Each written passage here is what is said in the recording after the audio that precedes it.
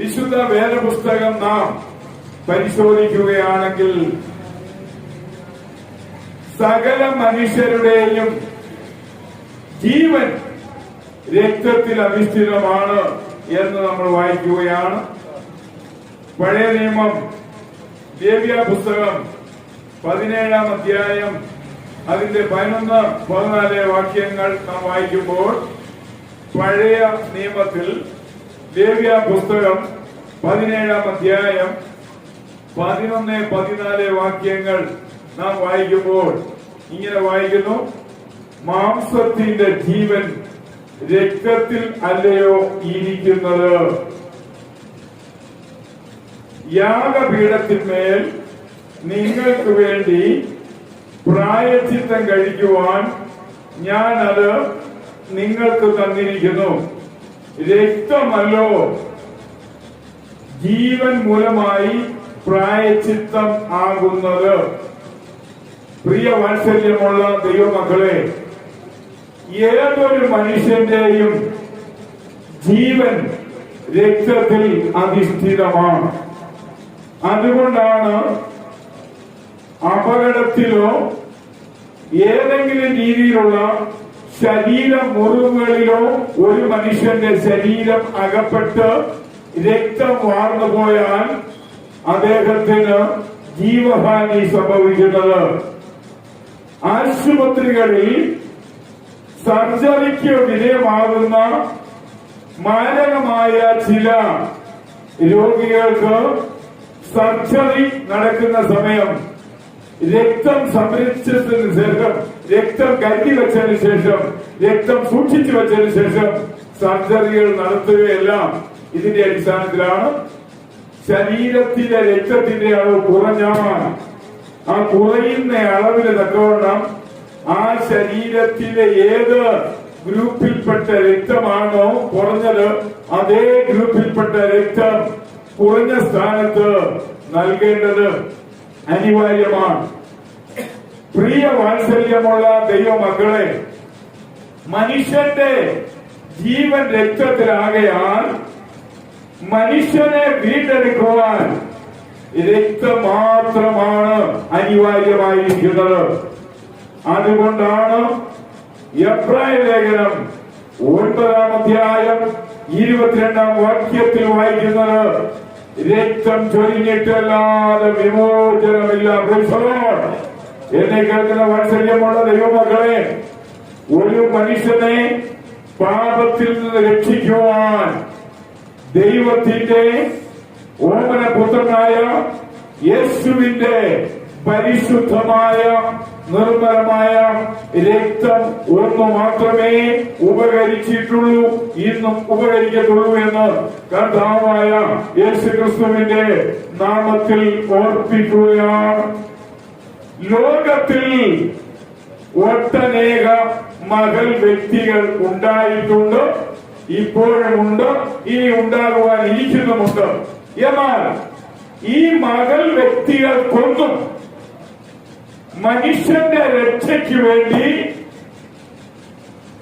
രക്തം, ജീവരക്തം, പരിശുദ്ധമായ രക്തം, നിഷ്കളങ്കമായ നിർമ്മലമായ പാപരഹിതമായ രക്തം കൊടുക്കുവാൻ ഇന്നയോടെ കഴിഞ്ഞിട്ടില്ല. പ്രിയ വാത്സല്യമുള്ള ദൈവമക്കളെ, നമ്മുടെ രാജ്യത്ത് വളരെ ഉന്നതന്മാരോ മഹാന്മാരോ ഉണ്ടായിട്ടുണ്ട്. പ്രത്യേകിച്ച് നാം പറയും, നമ്മുടെ ഇന്ത്യ രാജ്യത്തിന്റെ രാഷ്ട്രപിതാവായിരുന്ന മഹാത്മാഗാന്ധിജി തന്റെ രക്തം പാപപരിഹാരത്തിന് പര്യാപ്തമല്ല. ജ്ഞാനികളിൽ ജ്ഞാനിയായ പല പ്രമുഖന്മാരും ഈ ലോകം കണ്ടു കടന്നു പോയിട്ടുണ്ടെങ്കിൽ അവരുടെ ആരുടെ ഈ രക്തം മനുഷ്യരാശിയുടെ പാപപരിഹാരത്തിന് പര്യാപ്തമായിരുന്നില്ല എന്ന വസ്തുത നാം മറന്നു പോകാതെ ഓർത്തിരിക്കേണ്ടത് അനിവാര്യമാണ്. വെളിപ്പാട് പുസ്തകം പഠിക്കുമ്പോൾ 3-ാം അധ്യായം അതിന്റെ 18-ാം വാക്യത്തിൽ നമ്മൾ ഇങ്ങനെ വായിക്കുന്നു. വെളിപ്പാട് പുസ്തകം 3-ാം അധ്യായം 18-ാം വാക്യം: നീ സമ്പന്നനാകേണ്ടതിന് തീയിൽ ഊതിക്കഴിച്ച പൊന്നും നിന്റെ നഗ്നതയുടെ ലജ്ജ വെളിവാകാനവണ്ണം ധരിക്കേണ്ടതിന് വെള്ളയുടുപ്പും നിനക്ക് കാഴ്ച ലഭിക്കേണ്ടതിന് കണ്ണിലെഴുതുവാൻ ലേപവും എന്നോട് വിലയ്ക്ക് വാങ്ങുക. പ്രിയ വാത്സല്യമുള്ള ദൈവമകളെ, 1-ാം നൂറ്റാണ്ടിൽ യോഹന്നാൻ അപ്പോസ്തലന്റെ കാലഘട്ടം താൻ വെളിപ്പാട് പുസ്തകത്തിലേക്ക് പോലും അതിന്റെ രചനയുമായുള്ള ബന്ധത്തിൽ കടന്നു വരുമ്പോൾ, പ്രിയ വാത്സല്യമുള്ള ദൈവമകളെ, ലവോദിക്യ എന്ന് പറയുന്ന ആ പട്ടണത്തിലെ കർത്താവിന്റെ സഭയുമായുള്ള ബന്ധത്തിലാണ് ഈ വാക്യം നാം വായിച്ചത്.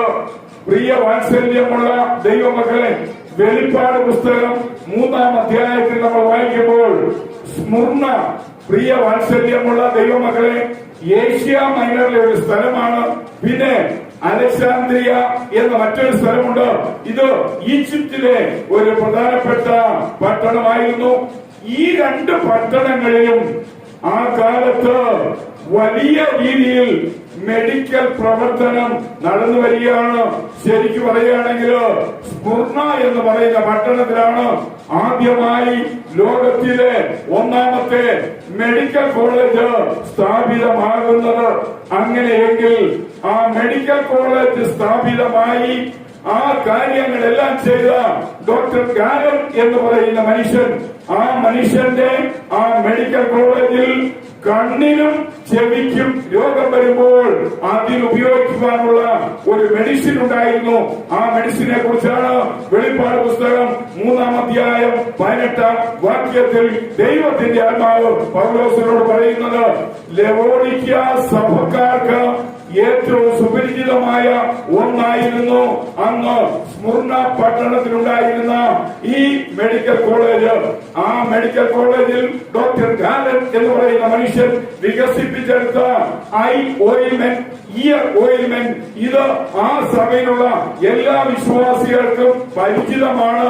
അവർ മെഡിക്കലായിട്ട് അത് ഉപയോഗിച്ചുകൊണ്ടിരുന്നപ്പോൾ ഇതിനെയെല്ലാം നല്ലതുപോലെ മനസ്സിലാക്കിയ ആ വിഭാഗ ജനങ്ങളോട് ദൈവത്തിന്റെ ആത്മാവ് പറയാണ്, നിങ്ങളുടെ ആത്മീയ രോഗത്തിന് ഇന്ന ചികിത്സയാണ് ആവശ്യം. അവിടെ നമ്മൾ വായിക്കുമ്പോൾ പറയാണ്, ഞാൻ ധനവാൻ സമ്പന്നനാകുന്നു, എനിക്കൊന്നിനും മുട്ടില്ല എന്ന് പറഞ്ഞുകൊണ്ട് നീ നിർഭാഗ്യവാനും അരിഷ്ടനും ദരിദ്രനും കുരുടനും നഗ്നനും എന്ന് അറിയാതിരിക്കുകയാൽ നീ സമ്പന്നനാകേണ്ടതിന് തീയിൽ ഊതിക്കഴിച്ച പൊന്ന്. പ്രിയ വാത്സല്യമുള്ള ദൈവമക്കളെ, കളങ്കമില്ലാത്ത മായമില്ലാത്ത ദൈവത്തിന്റെ പരിശുദ്ധമായ വചനം നിങ്ങളുടെ ആത്മീയ ജീവിതത്തിന് നിങ്ങൾ വേണ്ടുവോളം സ്വീകരിച്ച് നിങ്ങൾ ആത്മീയ സമ്പന്നതയിലായിത്തീരണം.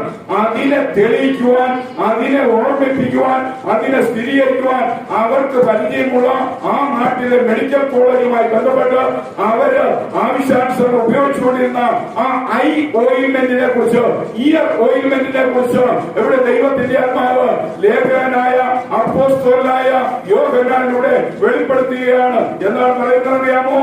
നിങ്ങളുടെ കണ്ണിൽ എഴുതുവാൻ ലേപം എന്നോട് വിലയ്ക്ക് വാങ്ങുക. പ്രിയ ദൈവമകളെ, സ്മുർണ മെഡിക്കൽ കോളേജിലെ ഈ കണ്ണിന് ഉപയോഗിക്കുവാനുള്ള ഐ ഓയിൽമെന്റ് നല്ലതുപോലെ ഉപയോഗിച്ച് പരിചയമുള്ള ആ പട്ടണത്തിലെ ദൈവജനത്തോട് പറയാണ്, നിങ്ങളുടെ ആത്മീയ രോഗം മാറണമെങ്കിൽ നിങ്ങൾ ഊതിക്കഴിച്ച പൊന്ന് ദൈവത്തിന്റെ സംശുദ്ധമായ വചനമാണ് നിങ്ങൾ ഉപയോഗിക്കേണ്ടത്. എന്നെ കേൾക്കുന്ന വാത്സല്യമുള്ള ദൈവമകളെ, ഭൗതിക നിവാരണത്തിന് ഭൗതികമായ മരുന്ന് ഉപയോഗിക്കുമ്പോൾ ആത്മീയ പ്രശ്ന പരിഹാരത്തിന് ആത്മീയമായ ദൈവത്തിന്റെ വചനത്തിൽ അധിഷ്ഠിതമായ കാര്യങ്ങളാണ് നാം ഉപയോഗിക്കേണ്ടതെന്ന് ദൈവനാമത്തിൽ ഞാൻ ഓർപ്പിക്കുകയാണ്. പ്രിയ വാത്സല്യമുള്ള ദൈവമക്കളെ, ഈ ഗാലൻ ഒത്തിരി കാര്യങ്ങളെല്ലാം മെഡിക്കൽ രംഗത്ത് വികസിപ്പിച്ച മനുഷ്യനാണ്. പക്ഷേ താൻ വികസിപ്പിച്ചെടുത്ത ഐ ഓയിൽമെന്റ് കണ്ണിൽ പുരട്ടാനേ കഴിഞ്ഞുള്ളൂ. എന്നാൽ മനുഷ്യന്റെ പാപത്തെ കഴുകിക്കളയുവാൻ ഈ ഡോക്ടർ ഗാലന്റെ ഒരു മെഡിസിന് കഴിഞ്ഞില്ല. അതുകൊണ്ട് ഞാൻ പറയട്ടെ, കർത്താവായ യേശുവിന്റെ രക്തത്തിനെ അത് പരിഹരിക്കാൻ കഴിയത്തുള്ളൂ. ആമേൻ. പ്രിയ വാത്സല്യമുള്ള ദൈവമക്കളെ, ഒരു ഇറ്റാലിയൻ ഫിസിഷ്യൻ 1-ാം നൂറ്റാണ്ടിൽ ജീവിച്ചിരുന്നു. വില്യം ഹാർവി എന്ന് പറയുന്ന മനുഷ്യനാണ്. പ്രിയ വാത്സല്യമുള്ള ദൈവമക്കളെ, അനേക രോഗികൾക്ക് രോഗസൗഖ്യം നൽകുവാൻ വില്യം ഹാർവിയുടെ മെഡിസിനുകൾക്ക് കഴിഞ്ഞുവെങ്കിൽ അദ്ദേഹവും ഈ കാര്യത്തിൽ പരാജിതനായി തീർന്നു എന്ന് ഇത് പ്രകാരം കർത്താവിന്റെ നാമത്തിൽ ഓർപ്പിക്കുകയാണ്. മനുഷ്യന്റെ ജീവൻ അവന്റെ രക്തത്തിൽ അധിഷ്ഠിതമായി ഹൃദയവുമായുള്ള ബന്ധത്തിലാണ് സദാ സജ്ജമായി പ്രവർത്തിക്കുന്നത് എന്ന് തന്റെ മെഡിക്കൽ പരിശോധന പരിശീലന കാലഘട്ടങ്ങളിൽ ഈ വില്യം ഹാർവിക്ക് മനസ്സിലായി.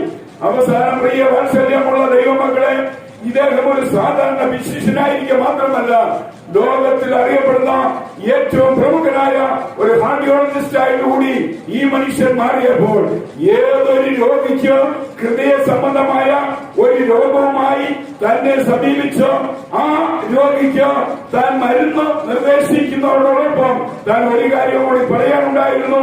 എനിക്ക് നിങ്ങളുടെ ഹൃദയത്തെ ബാധിക്കുന്ന മാനസികമായ സാധാരണ രോഗത്തിനുള്ള മരുന്ന് മാത്രമേ തരുവാൻ കഴിയത്തുള്ളൂ. എന്നാൽ നിങ്ങളുടെ ജീവൻ തുടിക്കുന്ന നിങ്ങളുടെ ഹൃദയത്തെ ഏതു സമയം കാണുന്ന ദൈവത്തിന്റെ സന്നിധിയിൽ അവന്റെ ജീവനെക്കുറിച്ച് മാത്രമേ നിങ്ങളുടെ ഹൃദയത്തെ സംശുദ്ധമാക്കി നിങ്ങളുടെ ജീവനെ നിലനിർത്തുവാൻ കഴിയുള്ളൂവെന്ന് ഡോക്ടർ വില്യം ഹാർവി അഭിപ്രായപ്പെട്ടുവെങ്കിൽ എന്നെ കേൾക്കുന്ന വാത്സല്യമുള്ള ദൈവമക്കളെ, 1 യോഹന്നാൻ 1-ാം അധ്യായം 7-9 വാക്യങ്ങളിൽ അവന്റെ പുത്രനായ യേശുവിന്റെ രക്തം നമ്മുടെ സകല പാപം നോക്കി നമ്മളെ ശുദ്ധീകരിക്കുന്നു. ആമേൻ. നാം നമ്മുടെ പാപങ്ങളെ ഏറ്റു പറയുന്നുവെങ്കിൽ നമുക്കത് സംഭവിക്കുമെന്ന് കർത്താവിന്റെ നാമത്തിൽ ഞാൻ ഓർപ്പിക്കുകയാണ്. അതുകൊണ്ട് എന്നെ കേൾക്കുന്ന വാത്സല്യമുള്ള ദൈവമക്കളെ, now we want the blood of Jesus. ഈ സമയം നമുക്ക് ആവശ്യമുള്ളത് കർത്താവ് യേശുവിന്റെ രക്തമാണ്. അതുകൊണ്ടാണ് എബ്രായർ 9:22 പറയുന്നത്, രക്തം ചൊരിഞ്ഞിട്ടല്ലാതെ വിമോചനമില്ല. അതുകൊണ്ട് ഞാൻ വീണ്ടും പറയട്ടെ, ഈ ലോകം കണ്ട 100 കണക്കിന് മഹൽ വ്യക്തികളുണ്ട്. അവർക്കാർക്കും രക്തം കൊടുത്ത് മനുഷ്യനെ വിലയ്ക്ക് വാങ്ങുവാൻ കഴിയാതിരുന്നത് കൊണ്ടാണ് കർത്താവായ യേശു രക്തം ചൊരിയുവാൻ ഈ ഭൂമിയിലേക്ക് വന്നത്. ആമേൻ. നമുക്കെല്ലാവർക്കും അറിയാം, നമ്മൾ സാധാരണ പറയും അലക്സാണ്ടർ ദ ഗ്രേറ്റ്, മഹാനായ അലക്സാണ്ടർ. പ്രിയ വാത്സല്യമുള്ള ദൈവമക്കളെ, അദ്ദേഹത്തിനും ഇത്രയും മഹൽ വ്യക്തിയായിരുന്നിട്ട് മനുഷ്യനെ രക്തം കൊടുത്ത് സഹായിക്കാൻ കഴിഞ്ഞിട്ടില്ല. ഗാന്ധിയെ കുറിച്ച് നമ്മൾ പറയുകയാണെങ്കിൽ ഗാന്ധിജിയും ഗ്രേറ്റാണ്, മഹാനാണ്. രക്തം കൊടുത്ത് മനുഷ്യരാശിയെ വീണ്ടെടുക്കുവാൻ അദ്ദേഹത്തിന് കഴിഞ്ഞിട്ടില്ല. ജവഹർലാൽ നെഹ്റു അദ്ദേഹവും ഗ്രേറ്റാണ്, പക്ഷെ രക്തം കൊടുത്ത് മനുഷ്യരാശിയെ വീണ്ടെടുക്കുവാൻ കഴിഞ്ഞിട്ടില്ല. പാവങ്ങൾക്ക് വേണ്ടി നല്ലതുപോലെ പ്രയത്നിച്ച ഒരു ഗ്രേറ്റ് മേനുണ്ടോ, എബ്രഹാം ലിങ്കൻ. അദ്ദേഹത്തിന് പോലും രക്തം കൊടുത്ത് മനുഷ്യരാശിയെ വീണ്ടെടുക്കുവാൻ കഴിഞ്ഞിട്ടില്ല. ക്യൂബൻ പ്രസിഡന്റായിരുന്ന ഫിഡൽ കാസ്ട്രോ നീഗ്രകളെ സ്വാതന്ത്ര്യത്തിന്റെ പടിവാറുകൾ കൊണ്ടുവന്ന മനുഷ്യനാണ്, പക്ഷേ രക്തം കൊടുത്ത് അവരെ വിലയ്ക്ക് വാങ്ങുവാൻ കഴിഞ്ഞിട്ടില്ല. എന്നെ കേൾക്കുന്ന വാത്സല്യമുള്ള ദൈവമക്കളെ, ഈ ലോകത്തിൽ ഒട്ടനേകം മഹാന്മാരും മഹൽ വ്യക്തികൾ ഉണ്ടായിട്ടുണ്ടോ, ഇപ്പോഴുണ്ടോ, ഇനി ഉണ്ടാകാനിരിക്കുന്നു. എന്നാൽ ഇവർക്കാർക്കും ചെയ്യാൻ കഴിയാത്ത ഒരു കാര്യം ചെയ്ത ഒരേ ഒരു വ്യക്തിയേ ഉള്ളൂ. അവനാണ് കർത്താവായ യേശു. ആമേൻ. അവന് മാത്രമേ പാപപരിഹാരത്തിന് വേണ്ടി തന്റെ സ്വന്തം ജീവരക്തം മറുപടിയായി കൊടുക്കുവാൻ കഴിഞ്ഞിട്ടുള്ളൂ. ഒന്നുകൂടെ ഞാൻ പറയട്ടെ, നാം കാണുകയും കേൾക്കുകയും പഠിക്കുകയും ചെയ്യുന്ന മഹൽ വ്യക്തികൾക്ക് അവരുടെ രക്തം കൊടുത്താലും ഒരു പ്രയോജനവും ഉണ്ടാകത്തില്ല. കാരണം സകല മനുഷ്യരുടെയും ജീവൻ രക്തത്തിലാണ്. അതോടൊപ്പം തന്നെ ബൈബിൾ പറയുന്നു, മനുഷ്യരെല്ലാം പാപം ചെയ്ത് ദൈവ തേജസ്സില്ലാത്തവരായി തീർന്നിരിക്കുന്നു.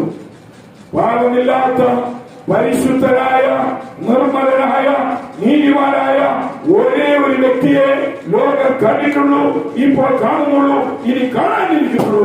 ആ വ്യക്തി കർത്താവായ യേശു എന്ന ഏകൻ മാത്രമാണ്. Praise the Lord. ആ കർത്താവായ യേശുവിന്റെ രക്തം നമ്മുടെ ജീവിതത്തിൽ സകല ആവശ്യങ്ങളിലും സകല ജീവിത സന്ദർഭങ്ങളിലും എല്ലാ മേഖലകളിലും നമ്മളെ തുണയ്ക്കുമാറാകട്ടെ, നമ്മളെ സഹായിക്കുമാറാകട്ടെ.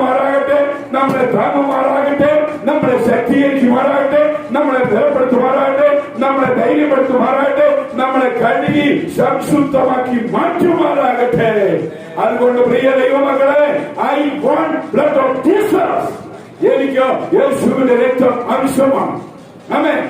ആ യേശുവിന്റെ രക്തം നമുക്ക് ആവശ്യമുണ്ടെന്ന് നമ്മൾ കണ്ടെത്തി നമ്മളുടെ ഈ ലോക ജീവിത യാത്ര നമ്മൾ മുന്നോട്ട് നയിച്ചാൽ, പ്രിയ ദൈവമക്കളെ, ആ യാത്രയിൽ ഏത് പ്രതിസന്ധികളിലും ബ്ലഡ് ഓഫ് ജീസസ് നമ്മളെ രക്ഷിക്കും, നമ്മളെ രക്ഷിക്കും, നമ്മളെ രക്ഷിക്കുമെന്ന് രക്ഷകനായ കർത്താവാമിശിയുടെ നാമത്തിൽ ഞാൻ ഓർപ്പിക്കുകയാണ്. അതുകൊണ്ട് ആ യേശുവിന്റെ രക്തവുമായി നമുക്ക് യാത്ര ചെയ്യാം. അത് നമ്മുടെ ജീവിതത്തെ ഉടനീളം രക്ഷിച്ചോ, സഹായിച്ചോ, സംരക്ഷിച്ചോ, കാത്ത് സൂക്ഷിച്ചോ സുരക്ഷിതമായി ആ സകല സ്ഥലത്ത് കൊണ്ടെത്തിക്കുമാറാകട്ടെ. അങ്ങനെയെങ്കിൽ നമ്മുടെ ജീവിതം ധന്യമായി തീരും. അതിനായി നമുക്ക് ദൈവസന്നിധിയിൽ ആയിരിക്കണം.